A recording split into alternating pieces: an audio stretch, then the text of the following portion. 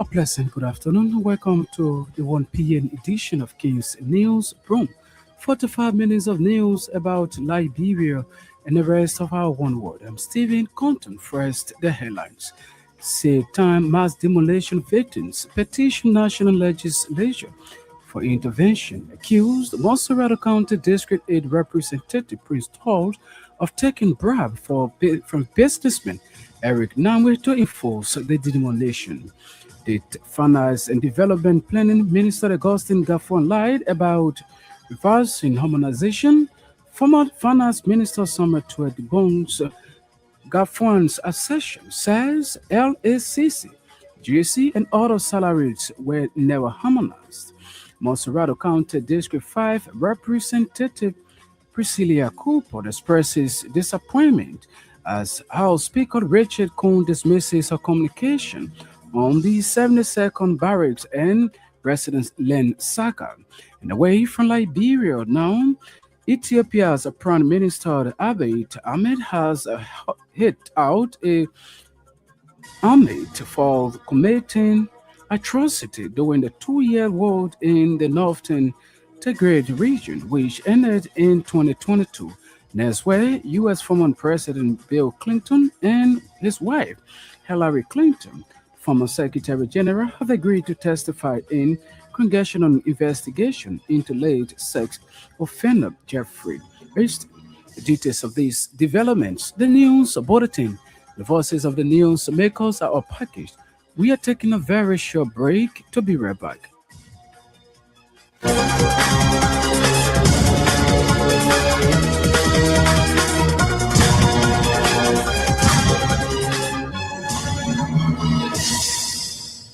Thanks for being there. Up next is a bulletin of news with Jenin Pessiman.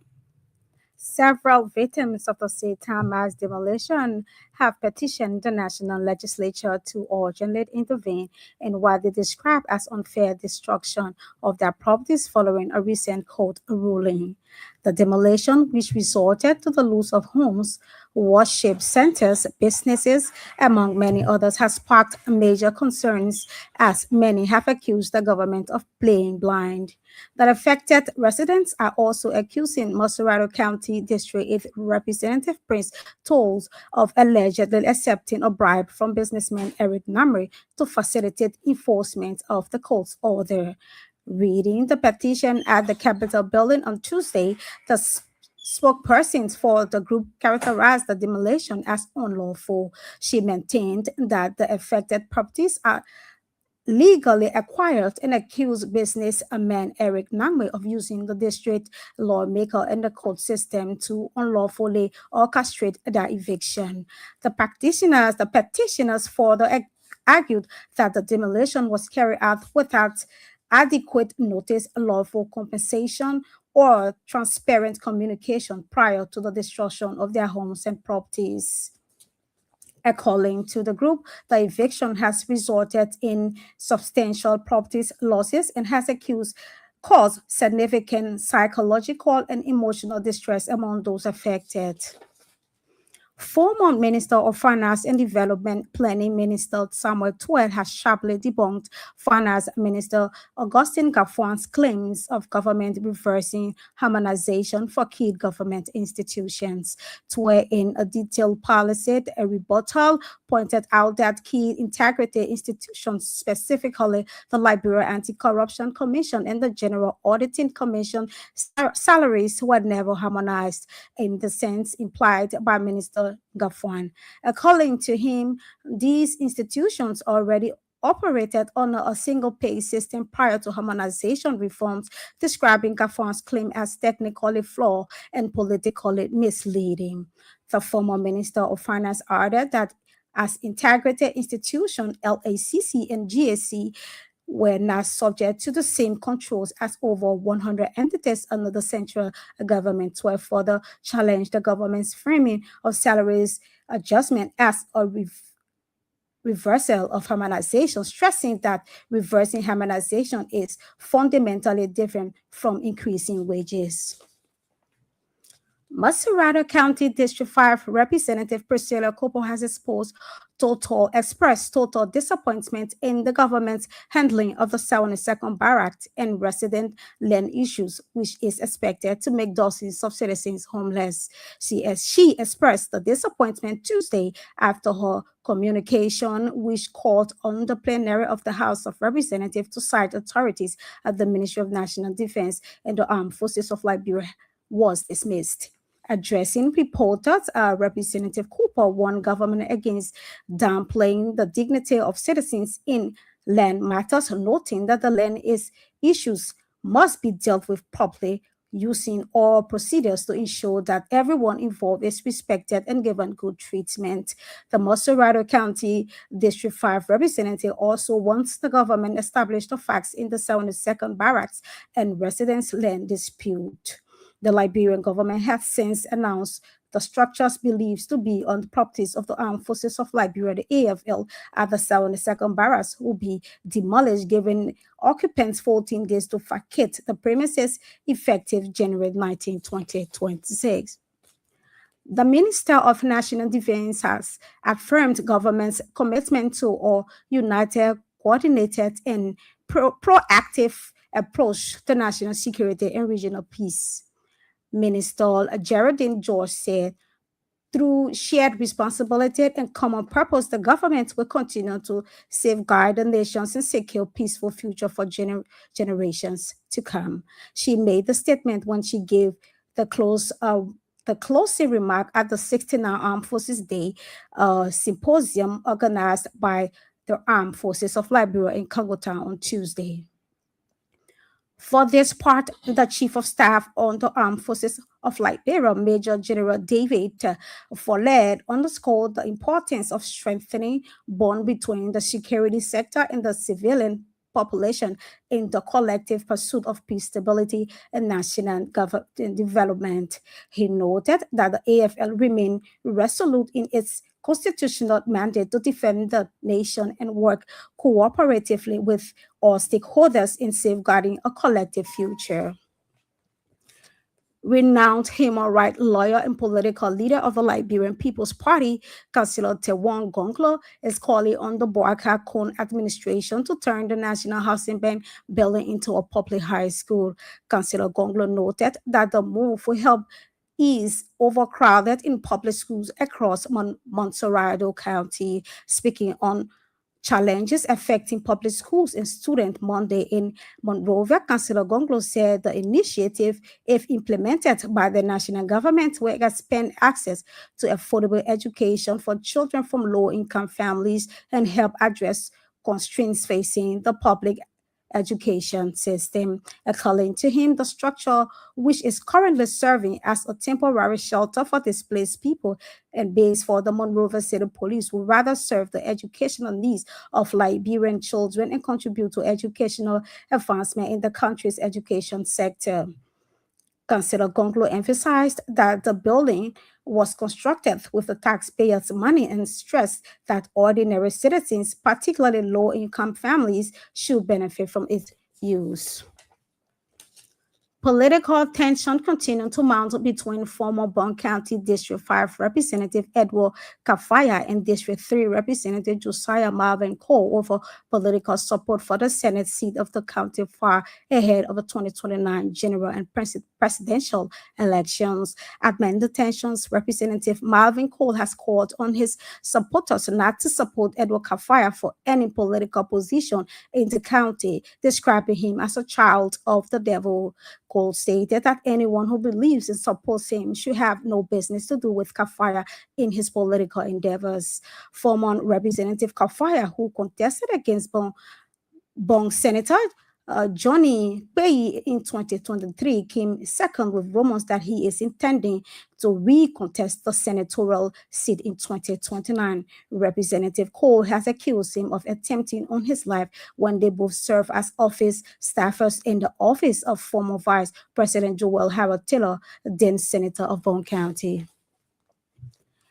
In related development, Lima County District 4 Representative Ian Flomo has written the plenary of the House of Representatives requesting that Augustus Summer authorities of the Liberia Electricity Corporation to provide comprehensive report on electricity distribution. Speaking on Section Today Tuesday, Representative Flomo complained about service provided by the LEC, added that many communities are without street lighters by LEC being available.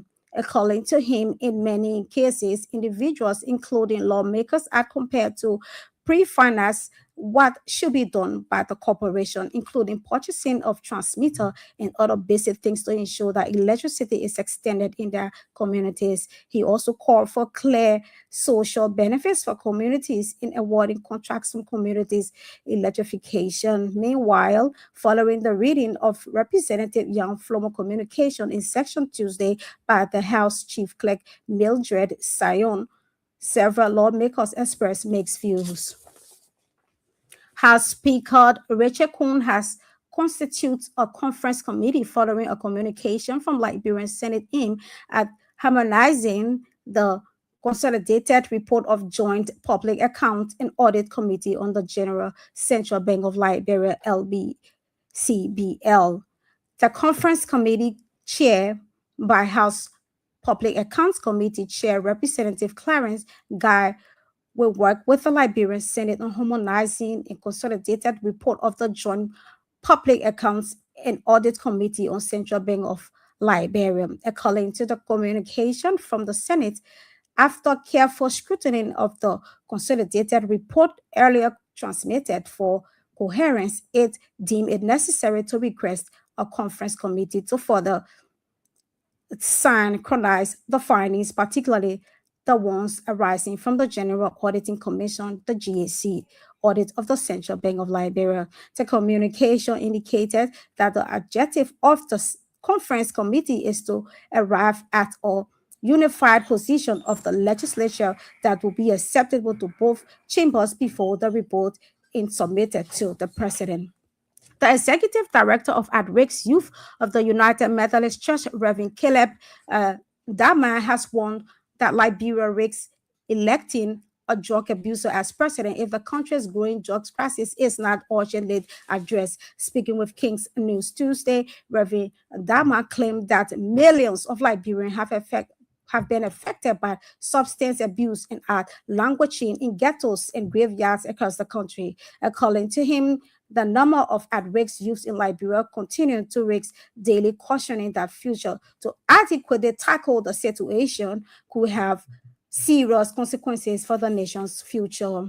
And opposition Alternative National Congress political leader Alexander Cummings has denied a long-standing allegation labeling him being a gay. Cummings, who appear furious over the allegations, describes it as political motivated aim at damaging his reputation in the Liberian body politics. Speaking on OKFN Monday, Cummings maintained that the claim is part of the wider pattern of political propaganda often used during campaign to distract voters from real national issues. The ANC political leader further mentioned how he has been married for over 42 years. For several years, Kumi has struggled to clear himself from speculation of him being a gay. During the Monday's radio interview, he accused supporters of the Coalition for Democratic Change and the ruling Unity Party of deliberately spreading the allegation as election draw closer. He also criticized the Barker administration, challenging claims of economic stability, argued that while government officially report economic progress, many ordinary Liberians continue to go to bed hungry. Cummings further questioned the pace and impact of road rehabilitation construction, stressing that the bread and butter issues affecting daily survival should be the government's top priority.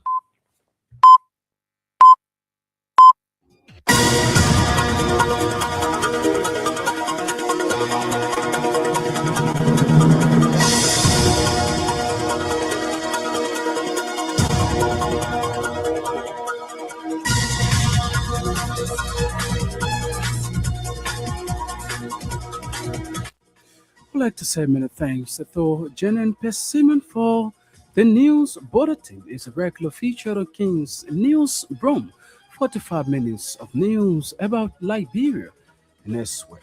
One of our top developments this afternoon, Satan mass demolition victims petition national legislature for intervention.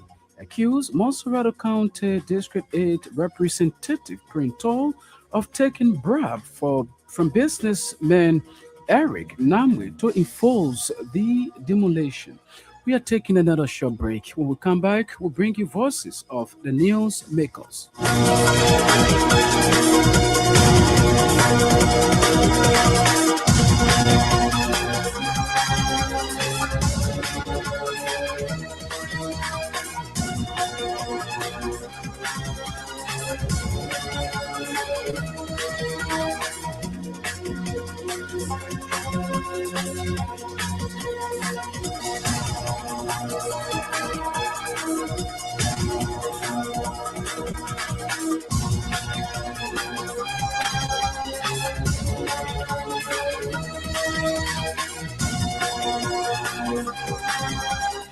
Welcome back and thanks for being there.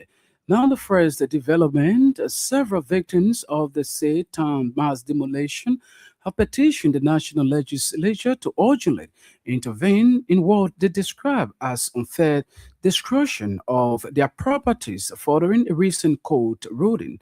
The demolition, which resulted to the loss of homes, worship centers, businesses, among many others, has sparked major concerns among many, accusing the government of playing blind. Reading the group's petition at the Capitol building on Tuesday, the spokesperson for the group characterized the demolition as unlawful. How true is it? I did not know because we did not receive any information on the court.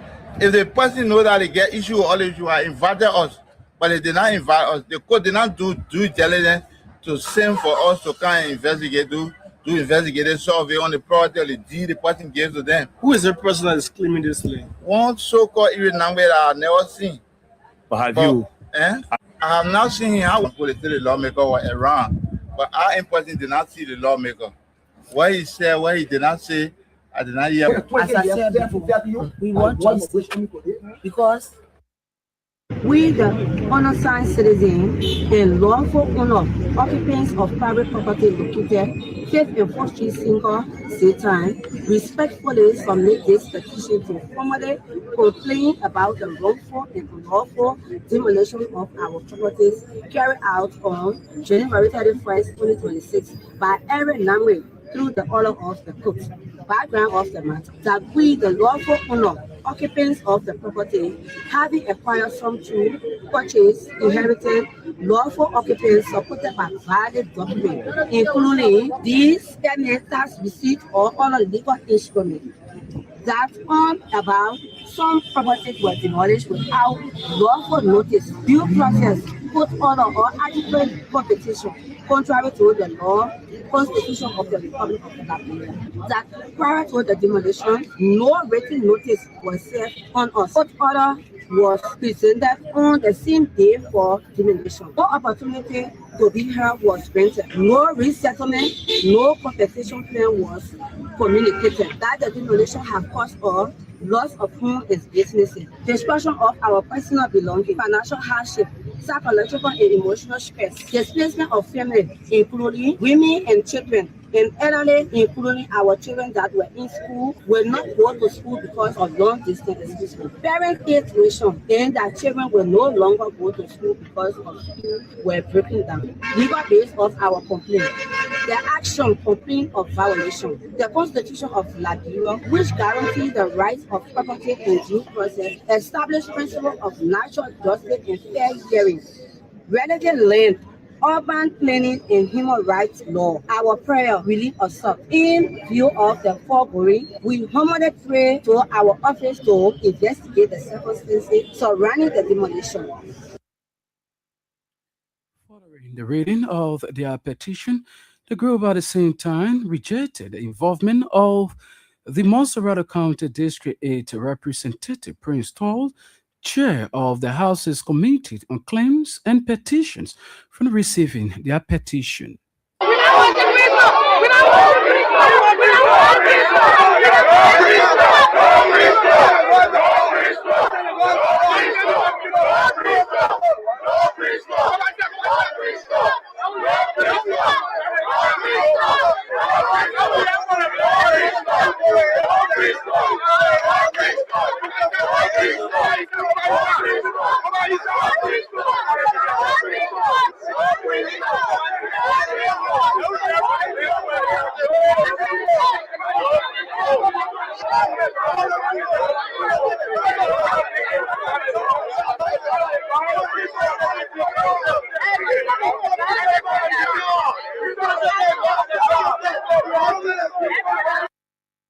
Highlights there from victims of the same time demolition exercise. Earlier, you listened to the reading of their petition to the National Legislature. Monserrato County District 5 Representative Priscilla Cooper has expressed total disappointment in the government's handling of the 72nd Barrack and residence land issues, which is expected to make dozens of citizens homeless. She expressed the disappointment Tuesday after a communication which called on the plenary of the House of Representatives to cite authority of the Ministry of National Defense and the Armed Forces of Liberia. Law was dismissed. My issue is the surrounding property. You understand? We represent people. My responsibility is to ensure the dignity of the dwelling now. Equally so, my responsibility is also, the welfare of our people that we represent is paramount. And so the issue of land, we all know what's happening in this country. There are people who are claiming those properties surrounding, portion of the properties surrounding the parish. It's for them. All we need to do is to establish the fact. If it is for private citizen involvement, we want to exercise eminent domain. I'm saying we because I'm part of government. Want to exercise eminent domain, there are steps to follow to exercise so that we take those, those places. If the places are not for them, there are also steps to follow. Even if someone is on your land, restore some dignity. Don't just judge them off and remove them from charity. Today is the last day. And so I brought this letter on the floor so that we would call those people involved, from the security apparatus. I understand this is a sensitive issue. And so I wasn't requesting that we come in plenary for open plenary. Call them, we run our committees in this house. Call them in committee room. Just understand the plan of our people is very essential. And to that is missing, and I'm so disappointed. I'm really disappointed. And I just spoke with the speaker. He's going to correct whatever mistake he made and make sure the dignity, of our people is restored. Did he give you any reason how he intend to correct? It's a sensitive matter, I understand, but it shouldn't have gone away. Give us the opportunity to speak, especially when you represent people. People carry different narratives. If they don't, I've been having a couple of meetings, and because I'm not going to the press or not saying anything, so they say like, oh, she doesn't care for her. But when it comes here, we represent these people. The plight need to be spoken of, and that's what we're trying to do. But I hope we will correct the situation and make sure some dignity is restored. Priscilla Cooper is Monserrato County District 5 representative. There speaking. Renowned human rights lawyer and political leader of the Liberian People's Party, Councillor Tiawan Gonglo, is calling on the Boykai Kun administration to turn the National Housing Bank building into a public high school. Councillor Gonglo noted that the move will help ease overcrowding in public schools across Monserrato County. Speaking on challenges affecting public schools and students modeled in Morovia, Councillor Gonglo said the initiative, if implemented by the national government, will that expand access to affordable education for children from low-income families and help address constraints facing the public educational system. There is no government high school in Central Monrovia. I'm therefore calling upon the president to think out of the box, to use this building that was meant for housing bank. There's no housing bank there. The people's money was used to construct this building. It is occupied by displaced people and city police have been there. The more useful way of the government using this building is to put a school there. There is a school on the block called Monrovia Central High School. I'm calling upon the government to reopen Monrovia Central High School and put it here. This building can hold thousands of poor people children to go to high school. That is what government should do. That's the best way of using this building. The Monrovia Central High School was first opened under Talbot and Charlotte Talbot. Don't turn it to Monrovia Central High School and was being operated in private building. The last building was operated in is the building that is now being used by Codex, former Total, as its headquarters down Bushel Quarter. But here is a building. The best use for this building is to put a government school there for Liberian poor people children to have access to education. That is my appeal today. I ask all Liberians to support me for the government to put a government high school in this building. Thank you very much. The Minister of National Defense has reaffirmed government's commitment to a united, coordinated, and proactive approach to national security and regional peace. Minister Geraldine George said through shared responsibility and common peace, the government will continue to safeguard the nation and secure peaceful future for generations to come. She made the statements when she gave the closing remark of the 69th Armed Forces Day Symposium organized by the Armed Forces of Liberia in Congo Town on Tuesday. Liberia values cooperation with ECOWAS, the African Union, the United Nations, and other bilateral partners as we strengthen our collective security efforts. As we move forward, let us ensure that the ideas shared at this symposium translate into lasting actions. We must strengthen coordination mechanisms, invest in capacity building, and institutionalize cooperation across our security sector. Our success will be measured not by species, but by safer communities, stronger institutions, and more secure Liberia. Liberia remains committed to peace, stability, and the rule of law. However, we must also recognize that drug trafficking and organized crime pose growing threat to national security. These crimes exploit our borders, our institutions, and our communities. They weaken governance, they fuel corruption, and they endanger our youth. Addressing this thing is not only a law enforcement responsibility, it is a national security responsibility. Let me conclude by reaffirming the government of Liberia commitment to a unified, coordinated, and proactive approach to national issues. Together, through shared responsibility and common purpose, we will continue to safeguard our nation and secure a peaceful.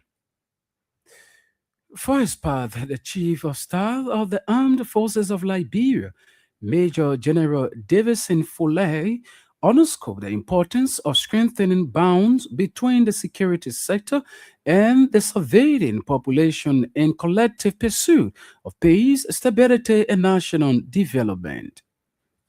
The Armed Forces of Liberia remains resolute in its constitutional mandate to defend the nation and work collaboratively with all stakeholders in safeguarding our collective future.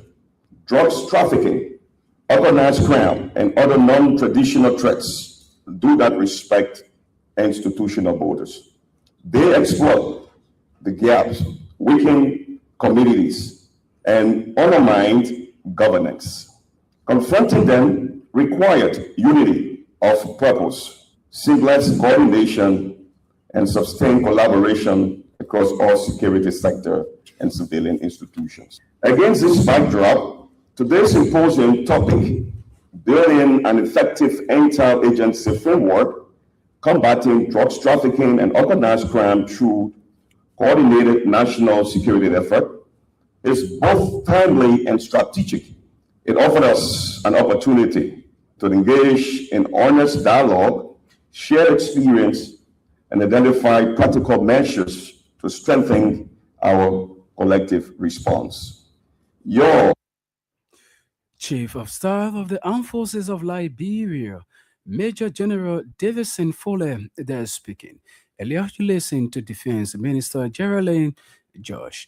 Now we have an hour past the news presentation. There's a reminder you are listening to the midweek 1 p.m. edition of King's News Broom, 45 minutes of news about Liberia and the rest of our one globe.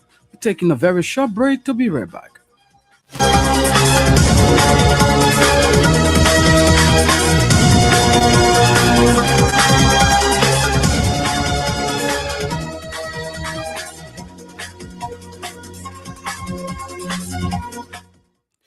And now, still with more developments, opposition attorney to National Congress political leader Alexander Cummings has denied a long-standing allegation labeling him as a gay.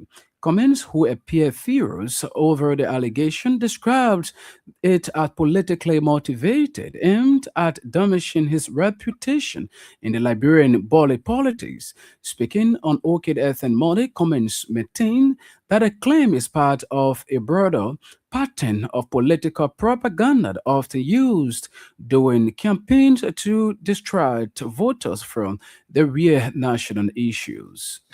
So I'm going to maybe use an abusive word on your program. Sorry. No, please. And I'll use it again. I had to say that, but now I would say BS maybe to clean it up a bit. But it's complete nonsense. We just talked about Teresa and I, marriage over 40 plus years, children, grandchildren. I talk about my Christian values, growing up in a Christian home, my father, Episcopal priest.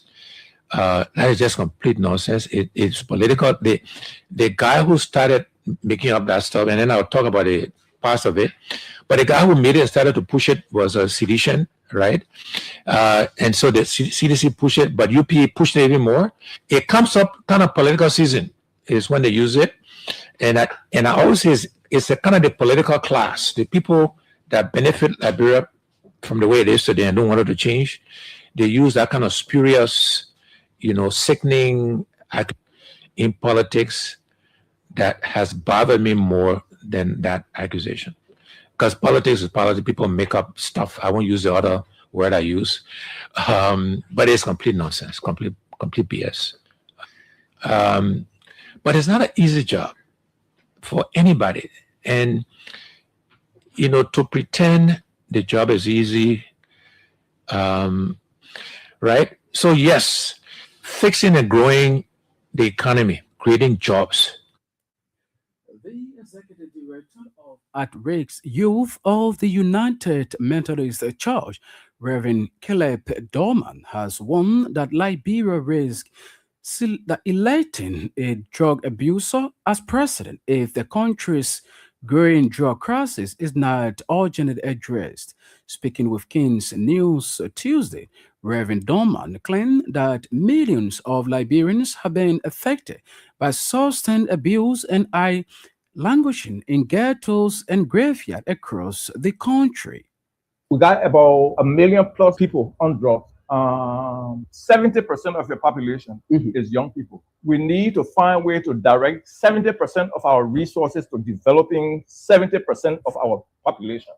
If 20% of that 70 is dying before our very eyes, we have to preserve 20% of the 70% of the resources to keep them alive.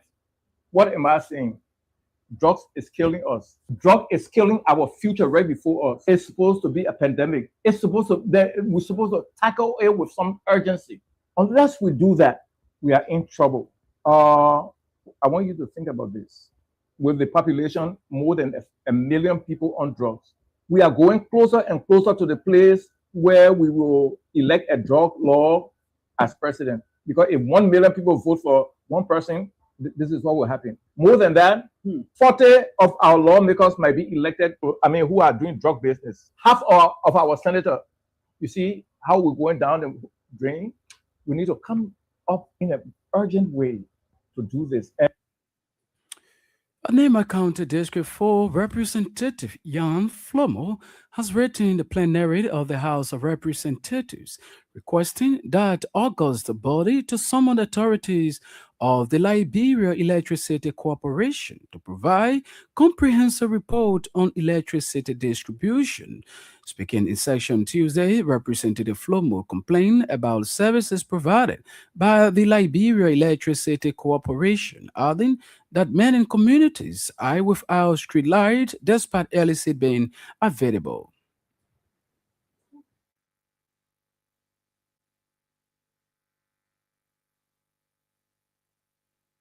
We sincerely apologize. We cannot lay our hands on that episode. We hope to bring you that episode during our subsequent newscast. And now, ahead of the news presentation is our foreign development. But the development sets the page. Political tension continuing to mount between former Bond County District 5 Representative Elwa Kafia and District 3 Representative Josiah Marvin Cole over political support for the Senate seat of the county far ahead of the 2029 general and presidential elections. Amid the tension, Representative Marvin Cole has called on his supporters not to support El Wakafia for any political position in the country, describing him as a child of the devil. You know, Kafia and myself, we've been very close. I have given him 2-time forgiveness. And he seems to be that he wants to be a child of the devil that does not repent. There is a story that I will shut the talk about, and I'll give Kafia the opportunity to come and explain. If he doesn't come back to talk, the day I appear on the radio, I will speak it. I want you, the journalists, to go to Kafia. When Honorable Marvin Cook took sick in the offices of Senator Tiller, he got paralyzed for 31 days. He could not walk. The mark is on him. He's crippled because of that. What role did you play? The church, they took him. When you went to the church, what were the happenings at that church? What happened? The 300 women and men took up and beat behind you and say you were the one who was responsible and ran after you from our men community because you went there, you confessed. Did you? Did you at any point in time kneel down in the presence of Dara Dillon, Eric Kennedy, and Joel Howard Tiller and say, Marvin Cole, forgive me for this thing that was happening to you. I haven't in it. Did you at any time do that? I will reserve that story. If Kafia does not come to explain, when people who don't understand, they make a bit behind Kafia. The man said Kafia is hindered them way. Somebody who attempt on your life, that person. I have never had, maybe way orchestrated me to get at me. It has never been vivid for me to see it. But I have that history of Kafia. I want to appeal to all my supporters in Bond County. I thought twice. I forgave him and I went and supported him. Still, he still have that evil in him that it means that the Bible says if you cannot repent, they should turn you over your wicked heart desire, and I have turned it over. Everyone who supports me, everyone who believes in Marvin Cole, you should have no business to do with other Kafia. And that will be my campaign in 2029 against him. And now, of the home soil, Ethiopia's Prime Minister Abiy Ahmed has hailed out Eritrea's army for committing atrocity during the 2-year war in northern Tigray region, which ended in 2022. Eritrean forces fought along the Ethiopian army against local Tigray fighters for control of Tigray, which brought out in an address to Parliament. Abiy admitted for the first time that citizens of that country troop had massacred many people in that area. Allegation that citizens had previously denied following reports of killing that took place in the historic city over 2 years in November 2020. It is the latest twist in a violent relationship between the two homes of West African neighbors who flip-flop from being friends to enemies. And as well, former U.S. President Bill Clinton and his wife Hillary Clinton, the former Secretary of State, have agreed to testify in the congressional investigation into late sex offender. It comes days after the vote on whether to hold the couples in complained criminal attempt for refusing to appear before the House Oversight Committee after a month-long standoff. Bill Clinton was acquitted with Houston, who died in prison in 2019, but he had denied knowledge of his says offending says he cut off contact 2 decades ago.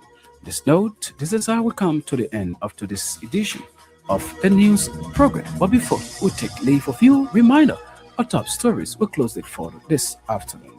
Satan mass demolition victims petition National Legislature for intervention.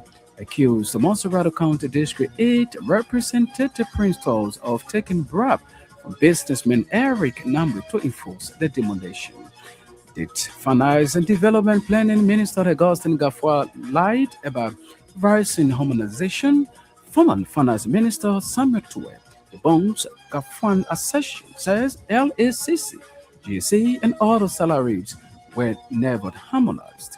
Monserrato County District 5 Representative Priscilla Cooper expresses disappointment as our Speaker Richard Kuhn dismissed her communication on the 72nd Barak and resident land saga.